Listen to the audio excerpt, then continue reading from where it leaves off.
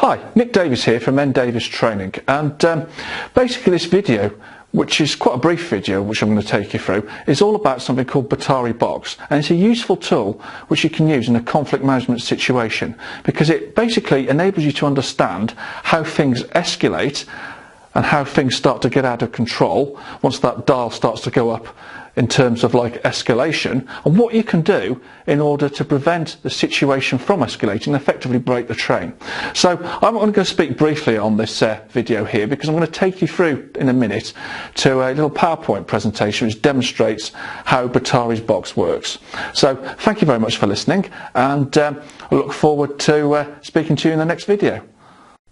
Okay, so we're going to look at Batari's Box, and we need to look at what escalation is about. So in any conflict situation or confrontation, there's going to be two outcomes. Either things are going to escalate and they're going to kick off big time, or the opposite, some form of de-escalation will hopefully take place where things calm down and issues are dealt with amicably.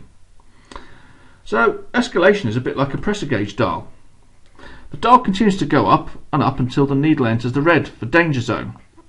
A conflict, for example, may start with an exchange of heated words. This might then escalate to abusive words and threatening gestures, shouting, swearing, invasion of personal space. Physical contact, including pushing and shoving, may be finally escalating into the red zone where violence could take place with the possibility of someone sustaining an injury or worse.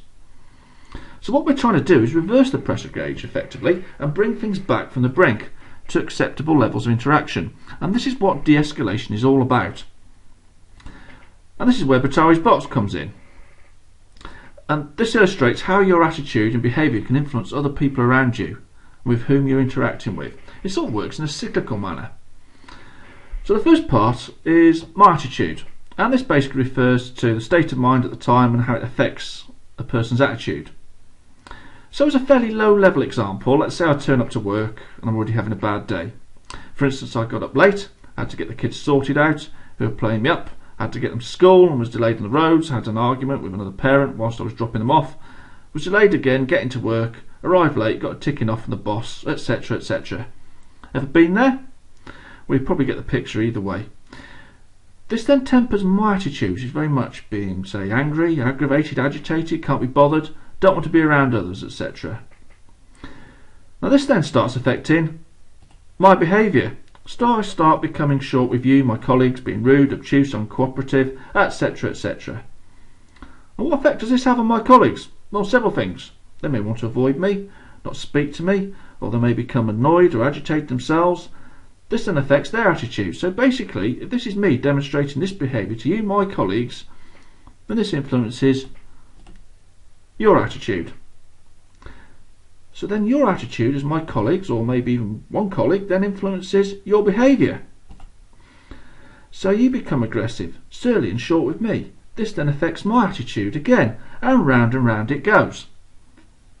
You see where this is going? As the cycle continues, so the pressure gauge goes up.